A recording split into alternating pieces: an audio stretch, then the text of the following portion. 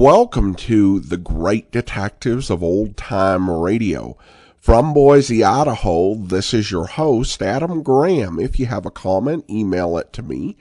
box13@greatdetectives.net. Follow us on Twitter at Radio Detectives and become one of our friends on Facebook, facebook.com/Radio Detectives. Today's program is brought to you in part by the financial support of our listeners. You can support the program on a one-time basis, support.greatdetectives.net, or become one of our ongoing monthly Patreon supporters at patreon.greatdetectives.net. Now it's time for today's episode of Richard Diamond. The original air date, February the 23rd, 1951. And this one is The Lady in Distress.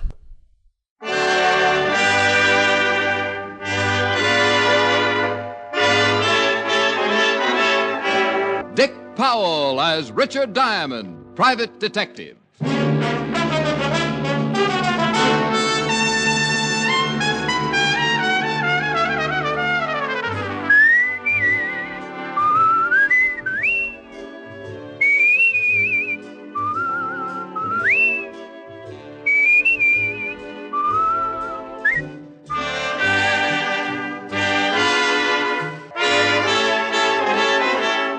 Here transcribed is Richard Diamond, private detective, starring Dick Powell.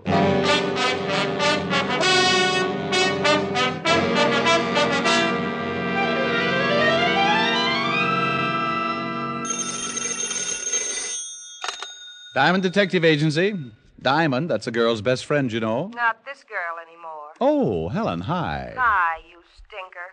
Where were you all day yesterday? Oh, well, you'll never guess what happened. No. 9 o'clock City Hall. They told me I have to renew my license. Cost $200. Go on, I'm listening, but I'm not sympathetic. 10 o'clock, my bank. Withdrew $2.35. The wad. Well, big oaks from little acorns grow. Exactly, that was the idea. So 11 o'clock, my brokers. Pawn, that is. Deposited typewriter, watch, ring. 1:30, Louis' barbershop. A lie? You had a haircut 2 days ago? And I was trimmed again. Louis' tip on the 7th should have been read backwards. Rick, do you mean you still haven't renewed your license and you lost all the money you raised on your things? Honey, not only that, I lost a lot of faith in Louis.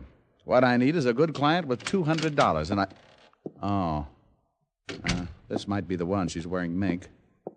And she's got nice black eyes. Rick, I'll loan you $200. Tell her to take her eyes somewhere else. Sorry, honey. The eyes have it. Bye.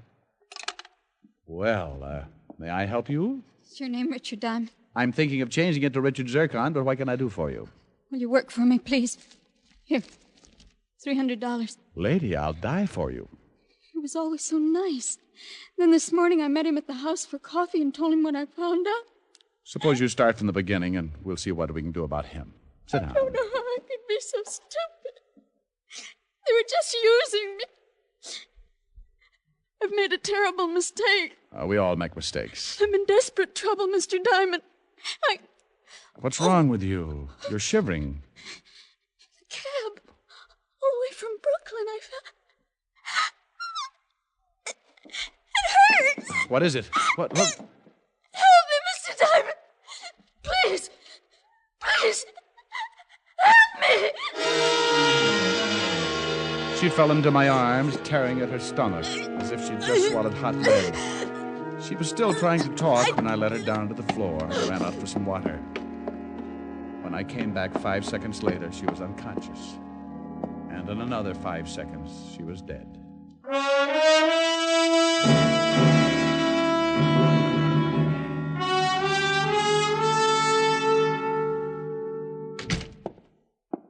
If it ain't Richard Diamond, defective detective. And your name, Sonny? Why, it's me, Otis, Sergeant Otis.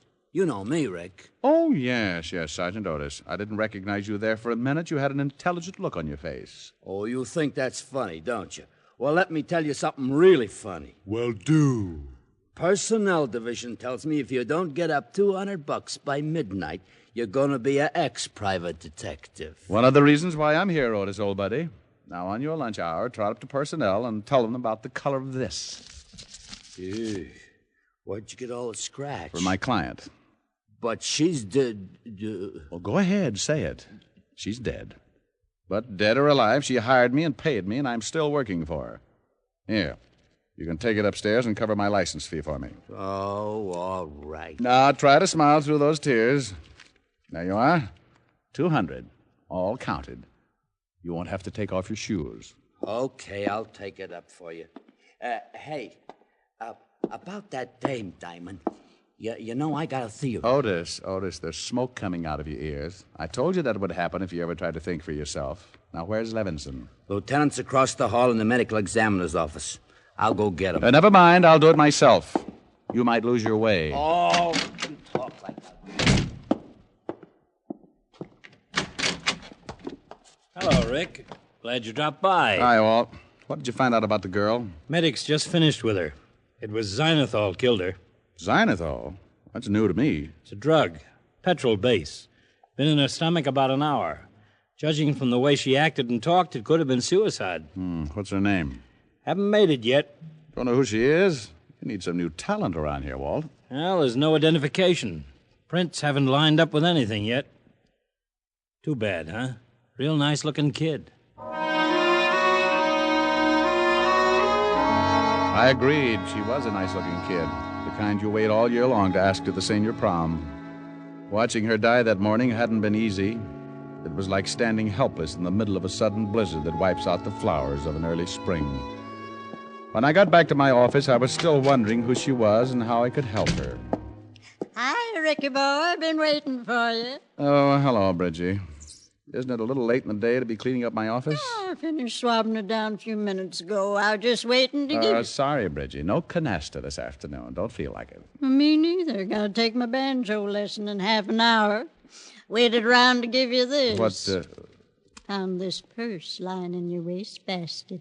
One of your girlies must have knocked it off the edge of your desk. Give it to me, will you? Maybe that wasn't the mink coat I seen come in this morning.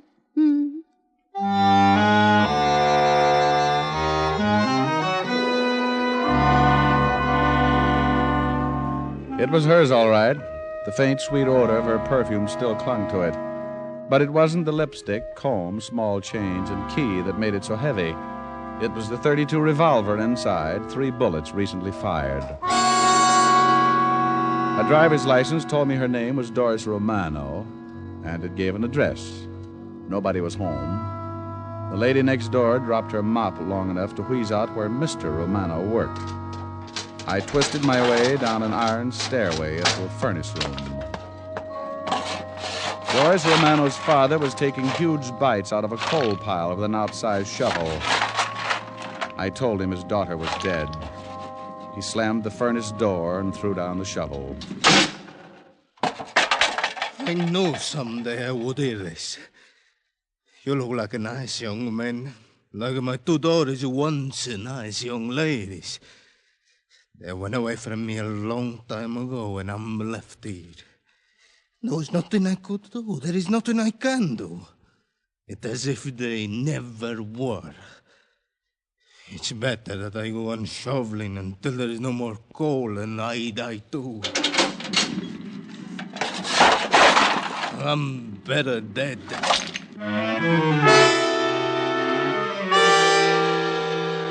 I took Mr. Romano down to the coroner's office, and he identified her body. Later, I told Walt about the purse and turned it over to him. Everything but the .32 and the key. Maybe it was the wrong way to play it, but somehow I felt I could still give Doris Romano the help she'd wanted. She said that she had taken a taxi from Brooklyn. So Diamond went to Brooklyn. I don't know how many cab stands there are in Brooklyn, but I can tell you where you can find 104 of them. Sorry, bud, I got a fare. Where, under the floorboards? In there, eating. I'm looking for information. Here. Gumboots, huh? Who's getting cheated? Did you carry a brunette in a mink coat all the way to Manhattan sometime this morning? Maybe. Where'd you pick her up? Brooklyn, house on M Street. What house? How's a little all expense account? Well, here's a fin. Oh, no. That's all there is. Only one to a customer. Okay, I'll tell you about the house, but I won't tell you about the guy. What guy? You sure only one to a customer? Well, let's say we had a change in management. Okay. Now tell me about the guy. Tall, dark-haired, blue suit kind. He was sort of chasing her when she climbed into me cab. Looked like a mash. With spring still 2 months away? Come on, take me to the house. It's the gray one, 900 block. Find it yourself like I told you. I got a fan. I found the house easy enough. There was a for sale sign on it. The door was locked, so I walked around and back and peeked in the kitchen window. Then I remembered I still had the key that had been in Doris's purse. It worked. Inside, the odor of tar or printer's ink or something along those lines hit me. I was just starting to sniff around when a tall blue suit eased himself in through the kitchen door. He looked at me like I was breathing some air that belonged to him. You could use your GI loan. You ought to buy it. It's a real steal. Oh, thanks. I'm just looking. Well, we charge for that, too. Oh. Well, I don't think she'd like it. Your wife? No. Just a girl in a mink coat. Name of Doris Romano. Where'd you get the key to this house? From her. It was in her will. She's dead. I'll get my black suit pressed. I met a cab driver who says he knows you. Said you've been doing a chase scene with Doris Romano early this morning. Mister, when I chase a girl, I catch her. I suppose you've got a name. Yeah, it's Joe Riley. I own this house, or if you're a buyer, okay. If not, cop a heel. Well, I'm not a buyer. Then blow. Oh, I didn't know Lugers came that big. Mm-hmm. And they make holes to match. Yeah, I imagine so. All right, Pilgrim, you got a name? For me or you? School isn't out yet. Just answer. Well, there's Richard Diamond, private detective. She came to my office this morning. What'd she have to say? Nothing. She died of poisoning before she could say anything. And the police? They have her body and identification. Well, goody for them. That all? There's still you. Any cop who wants me can find me listed in the book. I got a permit for this gun, and I haven't got a record. You see, Diamond, I could blow your head off for trespassing. But I'm a real nice guy, so just get out and forget you saw me. Oh, that won't be hard. Half an hour later, I picked up the evening paper, and the lead story stuck out like a white derby on an undertaker. It was about an unidentified man pulled out of the river that afternoon. The coroner had picked 3 .32 slugs out of him.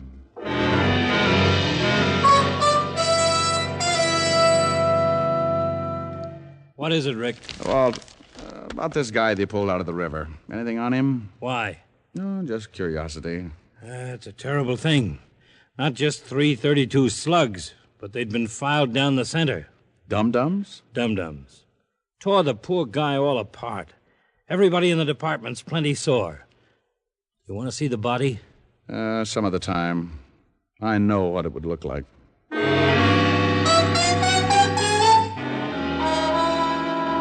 As I left Walt's office, I felt like I was standing on a trap door, and the warden had just smiled at the hangman. But I had to take Doris Romano's .32 out of my pocket and look at it.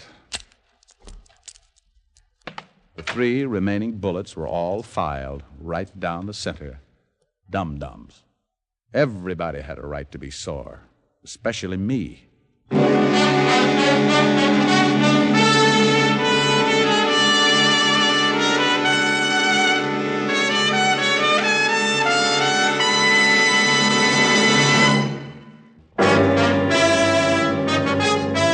And now, back to Richard Diamond, Private Detective, starring Dick Powell.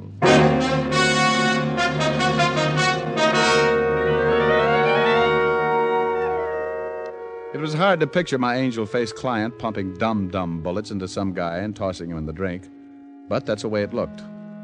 I had no choice but to turn the gun and bullets over to Lieutenant Walt Levinson for investigation. And the aftermath was something only a hurricane would understand. He acted like an historian who'd caught George Washington telling a lie.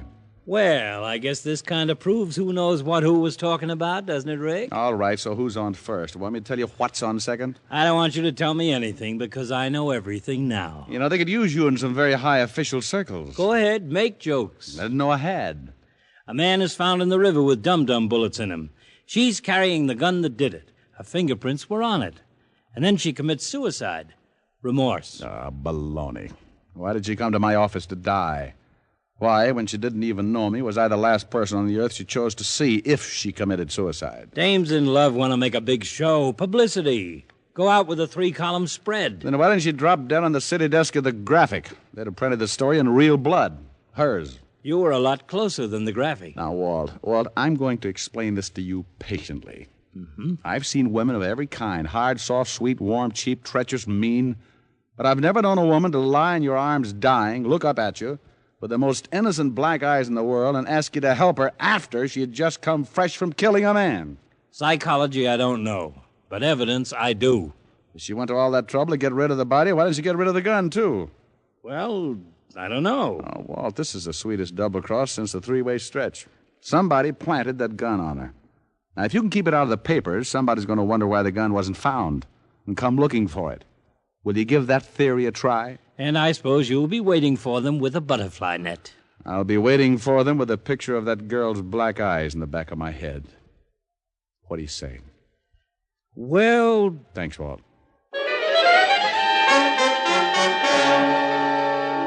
Personnel told me that the gun had been purchased by American Trust and Loan Company in 1941 and permitted to a bank messenger named Dale F. Bronson. The address was an apartment on 63rd Street. When I saw all the expensive cars out in front, I was thinking I should have been a bank messenger. When she answered the door, I knew it. Pure gold. Well, hello. Tall, aren't you? Oh, I do my best. Somehow I knew you'd belong to one of those cars out in front. Which one? Longest low convertible. What can I do for you? Oh, well, I'll rephrase the answer. I'd like to talk inside. It's terribly early for me to receive strangers. Oh, well, I sent my hourglass to the Sahara for a checkup. Besides, my watch is broken. Come on in. I'll see if I can fix it. I'm great with the Swiss movement. It shows. Are you Mrs. Bronson? Yes, and my name's Kitty. Kitty? Oh, nice. It's too bad I have to say this, but I'd like to see your husband. Preferably before he sees me and draws the right conclusion. He's not here. Expect him? You're going to love this. No. Where is he? He's in a place where nothing matters anymore. Cemetery. Sorry. Don't be. He stuck his neck out and tried to be a hero one day. Somebody shot him and stole the money he was carrying. You don't seem to miss him much. I'm still wearing black. Right color, Kitty, but wrong cut. It's a new philosophy I've worked out. I understand he worked for the American Trust and Loan. They bought him a gun. Don't tell me you're here to talk about guns. Who sent you? Field and Stream? Well, this is sort of a collector's item. Recognize him? No, should I? It belonged to your husband. You say it was my husband's? I suppose it was. I don't know for sure. We only stayed together a year. He had a lot of things. After he was killed, what happened to those things? I don't know. He moved in with his mother. She probably disposed of them. I'd like to talk to his mother. Where could I find her? This just isn't your night. She's in the cemetery. Next to him, heart failure. Well, I'll wash up, get my pay, and go home. Just who are you? Richard Diamond. You can call me Richard Diamond. Detective? Fridays. Arrest me. Not until you commit a felony. This is only a misdemeanor. You're a sergeant? 5-star general. Run my own outfit. Come here. My application for the auxiliary. Pass. Fail. If we ever open a recreation center, I'll let you know.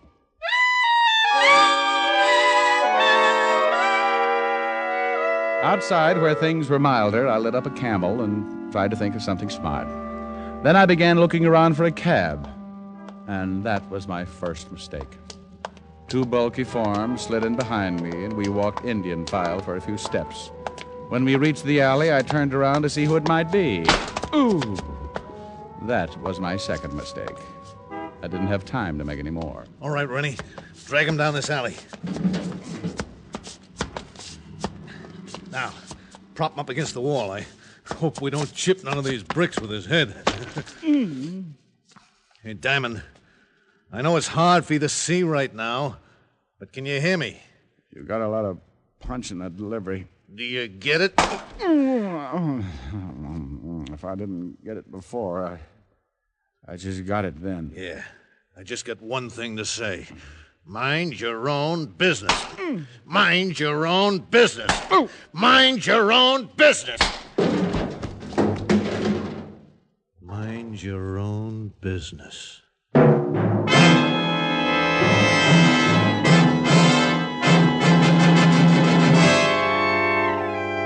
went out of business about 2 punches later. And an ice age later, a yellow cat with one bad eye began licking my face. I guess he thought I was something left over from Toots Shores. When I dissolved back in, I was lying on a soft, white bed in police emergency hospital. Lieutenant Walt Levinson was leaning over me. He looked sad and puzzled, like he was trying to pick a lock with a wet hair. Rick, it's me. Oh, I can hear you, Walt. You've got a mouthful of firecrackers. One of the radio cars found you lying in an alley. What happened? Oh, that's a bright question. Will I even rate a little sympathy? Why should you? 9 times out of 10, you ask for it. And get it. Now, look, Walt, there's an irritated tone in your voice that isn't on the scale. Ask somebody to give me my pants, will you? You can't walk out of here in your condition. I got work to do. My client still has a bad name. Yeah, it's even worse now. You know, besides being overconfident, you're overconfident. Rick, that body with the dum-dum's been identified. His name's Sam Gulliver, Treasury agent.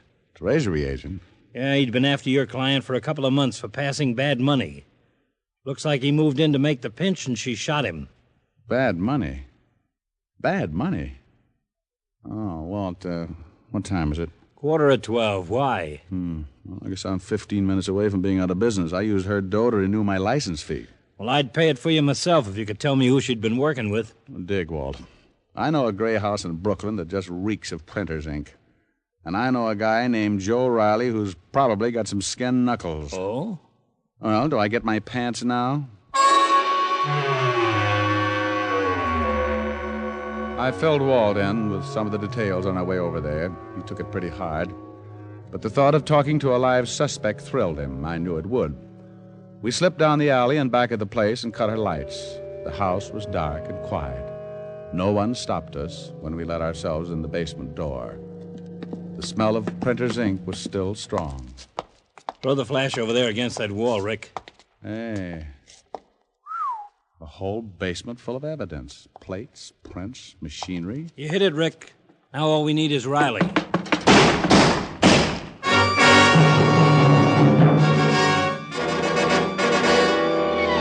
Just above us, the whole world began to explode. I took the stairs 3 at a time, Walt right behind me. We ran to the front of the house, and from the window we saw a long, low convertible that looked familiar, streaking from the curb.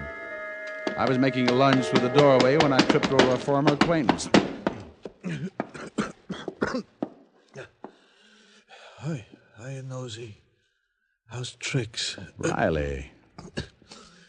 You must be made out of rubber. I thought I bounced you for at least 20 hours so that we could get... I'll get an ambulance, Rick. No hurry, Walt. You wouldn't know the difference. I better get a pickup out on that car we just saw pull away. I bet I find it before you do. Huh? You got a corpse here, Walt. Let me have my fun.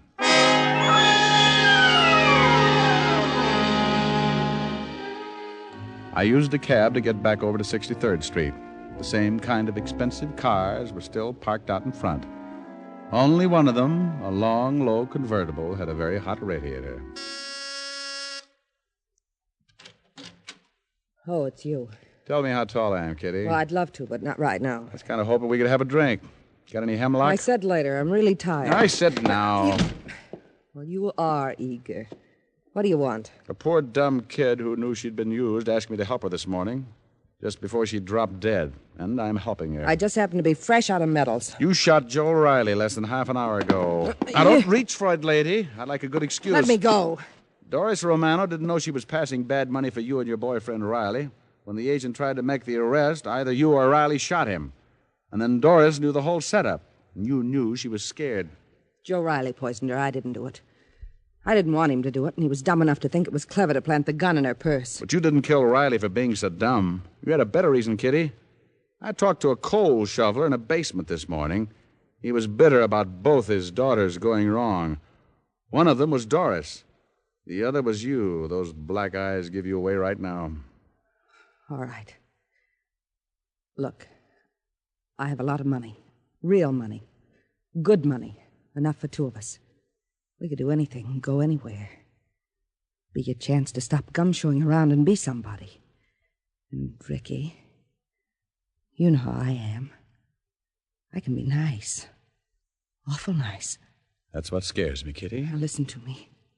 They'll send me to prison. I'll grow old and ugly there. If you're lucky. Oh, Rick, please. Please let me go. I'll give you all the money. I'll do anything. Please. Please help me. You know, lady, for a minute you sounded just like your sister.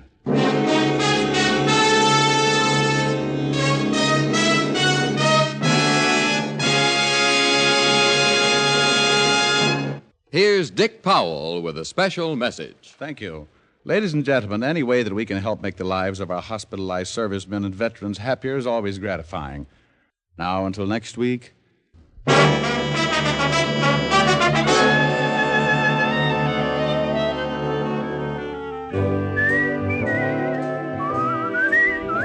Dick Powell can now be seen in the RKO picture Cry Danger. Tonight's adventure of Richard Diamond was written by John Michael Hayes and E. Jack Newman with music by Frank Worth. Our director is Helen Mack. Featured in the cast were Virginia Gregg, Wilms Herbert, and Arthur Q. Bryan. Listen next week for another exciting transcribed adventure of Richard Diamond, starring Dick Powell. This is Your FBI. The official broadcast from the files of the FBI follows immediately. Stay tuned. This program came to you from Hollywood. This is the American Broadcasting Company.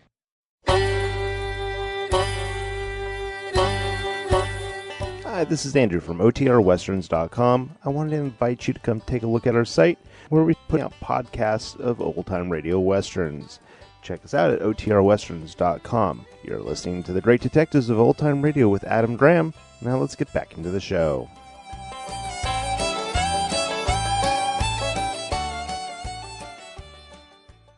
Welcome back. It's been a while since we've had an episode where Diamond's better nature and his sense of duty is on display, and it's a good thing to see here. I thought that the scene with the murdered woman's father, at the time it seemed to me kind of like, okay, where is this scene going? Because it didn't seem tied into anything. But it possessed a key clue which Diamond picked up on. Might have flowed a little better if there were a bit more to connect it.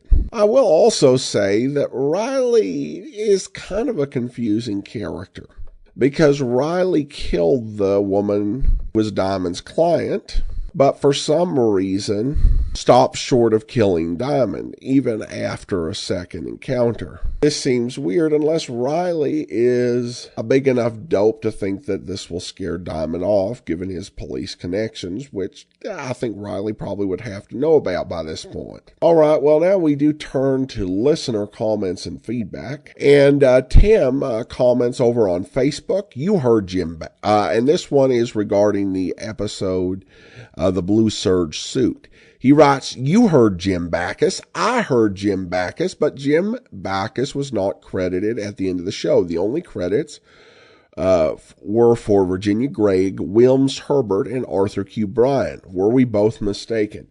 No, we weren't. I think that the methods that shows had for crediting stars and guest stars varied a whole lot. Credits were not always complete. They each really had their own methods about who they listed. For example, we listen to this week's episode and we hear the very distinctive voice of Sheldon Reynolds. If you watched A Wonderful Life, you've heard that voice where he played Nick, out you two pixies go, through the door or out the window, though in a distinctly Sheldon Reynolds way. However, he's not credited. Credits here seem to only be listing the main cast, though other shows do occasionally list all the guest actors, and some will only list some.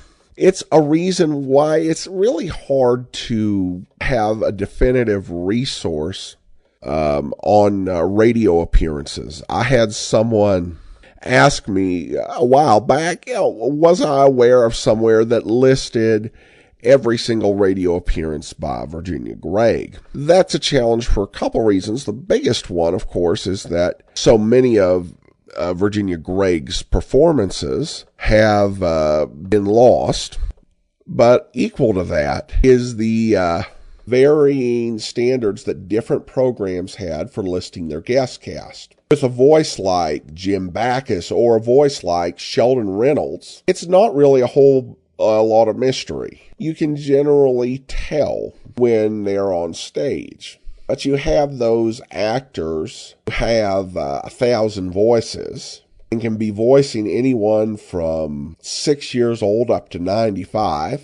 And they got a lot of work, but it's not always credited. And if you go through and you listen to programs you think that they were on, it's really a big matter of guesswork as to figuring out if they were in the actual program.